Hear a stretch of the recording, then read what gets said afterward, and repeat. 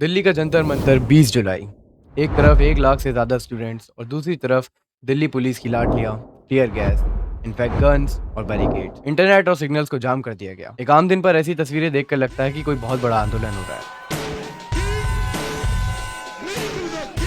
This that feeling we need more of. The hating just brought me more love. Guaranteed my fight is different than yours was. Drunk off power and I was pouring up. When all y'all treated me like an orphan.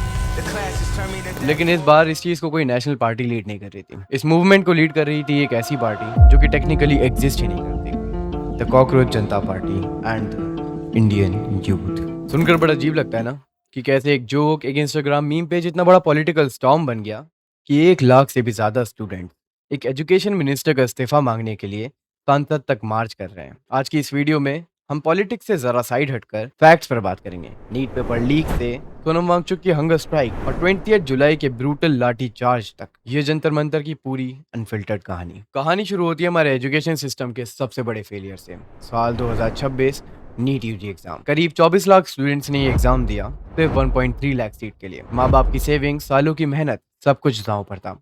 और exam के बाद पता चलता है कि ये exam तो पहले ही लीक हो चुका था। और ये सिर्फ इस बार का इंसिडेंट नहीं, पिछले 28 सालों में चाहे सरकार किसी की भी रही हो, 300 से भी ज्यादा पेपर लीक्स हो चुके हैं। द इंडियन एक्सप्रेस रिपोर्ट के मुताबिक पिछले 5 सालों में 15 स्टेट्स के अंदर 41 से भी ज्यादा मेजर पेपर लीक्स हो चुके हैं, जिसने ऑलमोस्ट 1.4 करोड़ स्टूडेंट्स का करियर दांव पर लगाया है। 2014 से अब तक 70 से भी ज्यादा मेजर पेपर लीक्स हो चुके हैं, चाहे वो रीट हो, बीपीएससी हो, यूपी पुलिस हो या फिर यूजीसी नेट। और सच तो ये है, 95% से ज़्यादा केसेस में इनके कल्प्रिट्स को सज़ा तक नहीं मिलती। इसी बीच सीबीएसई में आई ऑन स्क्रीन मार्किंग में इरेगुलरिटीज से कई मासूम बच्चों का भरोसा पूरी तरह टूट गया। सड़क पर आना एक मजबूरी बन चुका था। स्टूडेंट्स इतने डिप्रेस्ड और डिस्परेट थे कि कई नीट स्टूडेंट्स ने तो अपनी जान दे दी।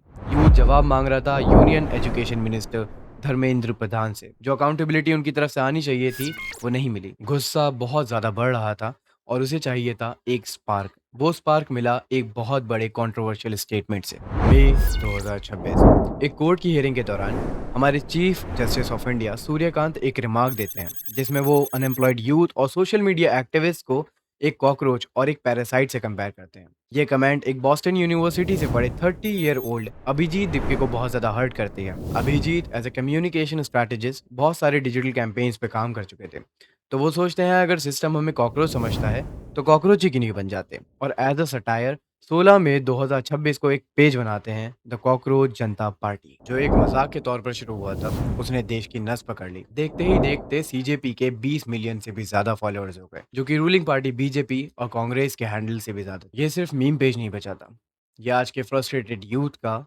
डिजिटल हेडक्वार्टर बन चुका था। 6 जून 2026 अभिजीत दिप्के यूएस से इंडिया वापस आता है और इस डिजिटल मूवमेंट को सड़कों पर उतारना शुरू करता है। जंतर मंतर पर सिटिंग शुरू होते हैं। एआईएसएफ और एसएफआई जैसे स्टूडेंट ग्रुप्स सीजेपी के साथ जुड़ जाते हैं।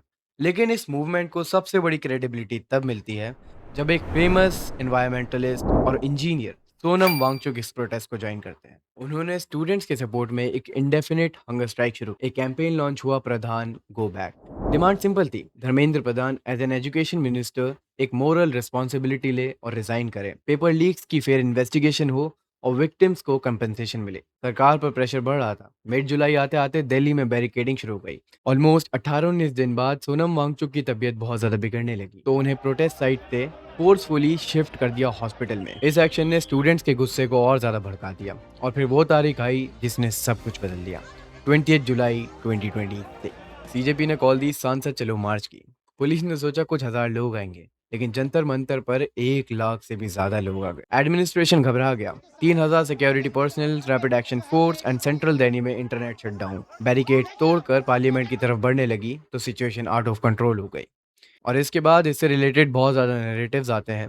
आइए फैक्ट चेक करते हैं। पूरी पुलिस फोर्स ने मैसिव लाठीचार्ज किया, टीयर गैस शेल्स यूज़ किए एंड शाम 7 बजे तक सिर्फ आरएमएल हॉस्पिटल में 65 से भी ज़्यादा मेडिको लीगल केसेस दर्ज हो चुके थे। पुलिस ने रातों रात प्रोटेस्ट साइट क्लेम की एंड स्टेज भी तोड़ दिया। दिल्ली पुलिस का दावा है कि प्रोटेस्टर्स वायलेंट हो गए थे। प्रोटेस्टर्स ने पत्थरबाजी शुरू की एंड गवर्नमेंट की 15-20 व्हीकल्स को तोड़ा। साथ ही साथ 118 पर्सनल्स इंजर्ड हैं एंड 10 FIR रजिस्टर्ड हो चुकी हैं। वाइल प्रोटेस्टर्स का कहना है, जिसमें मेनली स्टूडेंट्स और इंडिपेंडेंट जर्नलिस्ट थे, दे सेड कि फोर्स बिल्कुल अनप्रोवोक था। इनफैक्ट जो ट्रक लाया गया था पत्थरों का, वो भी पुलिस फोर्स के ही थ्रू लाया गया था। टीयर गैस के शेल्स जो यूज किए गए थे वो एक्सपायर्ड थे। काफी सारे पुलिस ऑफिसर्स की लाठियों पर नेल लगे हुए थे। जिन लोगों को डिटेन कर रखा था उन्हें अपने लॉयर से नहीं मिलने दिया जा रहा था। एंड सबसे बुरी बात, काफी सारे पुलिस ऑफिसर्स ने औरतों के खिलाफ sexual assault and sexual harassment किया। काफी सारे मेल ऑफिसर्स ने औरतों के खिलाफ फोर्स यूज की। ये सब तो वो हैं जो रिकॉर्ड हुआ। थिंक अबाउट दोस्त जो रिकॉर्ड भी नहीं हो सका। बहुत सारे स्टूडेंट्स को बैडली इंजर कर दिया गया, सर फाड़ दिए गए। हम माना कि ये पुलिस की ड्यूटी थी, लेकिन दे हैड ऑप्शन कि वो कम फोर्स यूज करें, लेकिन still they started beating students like animals. दोनों साइड्स की अपनी स्टोरीज हैं, लेकिन सच तो ये है कि सरकार इस चीज की आवाज बहुत ज्यादा दबाना चाहती थी। 20 जुलाई की रात तक प्रेशर इतना बढ़ चुका था कि union health minister JP Nadda को CJP के लीडर्स आशुतोष राणा और सौरभ दास से पर्सनली मिलना पड़ा। दे अश्योर्ड की डिमांड्स को अप्रोप्रिएट लेवल पर डिस्कस किया जाएगा, बट स्टूडेंट्स क्लियर थे, जब तक रेजिग्नेशन नहीं मिलेगा तब तक प्रोटेस्ट खत्म नहीं होगा। 21 जुलाई 2026 को इस मूवमेंट ने पूरी नेशनल पॉलिटिक्स को हिला दिया। Leader of opposition Rahul Gandhi ने PM रेजिडेंस के बाहर धरना दिया और उन्हें वहीं से फिजिकली डिटेन कर लिया गया। कम्युनिस्ट पार्टी, कांग्रेस और NCP सब ने पुलिस के एक्शन को वॉर ऑन यूथ कहा। यहाँ तक कि ह्यूमन राइट्स वॉच ने पर police brutality and internet shutdown पर सवाल उठाए। लेकिन सबसे बड़ा विजुअल तो तब आया जब 21 जुलाई को बिना किसी स्टेज, बिना किसी टेंट के CJP और स्टूडेंट्स ने ये साइट रिक्लेम कर लिया। एंड जब मैं ये वीडियो रिकॉर्ड कर रहा हूँ, अभी भी हजारों स्टूडेंट्स वहाँ बैठे हैं। ये लड़ाई अभी तक खत्म नहीं हुई। ये पूरी कहानी किसी एक पॉलिटिकल पार्टी एग्जाम की नहीं है। ये इस बारे में है, जब एक देश का सिस्टम फेल होता है तो उसकी कीमत कौन चुकाता है।